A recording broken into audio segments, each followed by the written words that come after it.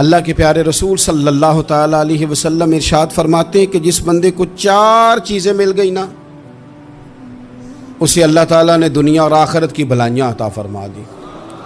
4 چیزیں جس شخص کو نصیب ہو گئی۔ یا رسول اللہ کون سی؟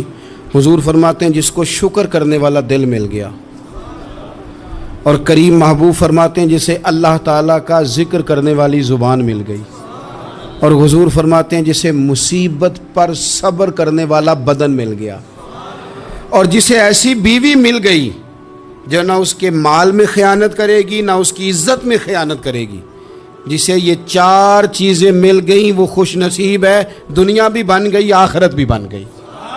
کامیابی صبر آ جانے کا نام ہے، کامیابی شکر حاصل ہو جانے کا نام ہے، کامیابی میرے عزیز یاد رکھ لیں کہ انسان اللہ کے ذکر میں لگ جائے تو اس کا نام ہے کامیابی۔ ہم نے کس کو سمجھ لیا؟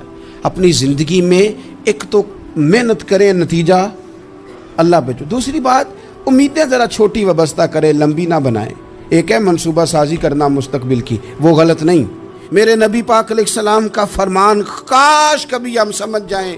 حضور نے ایک دن صحابہ سے فرمایا تھا حیا کرو، کہا صحابہ سے، سمجھایا ہمیں، فرمایا حیا کرو۔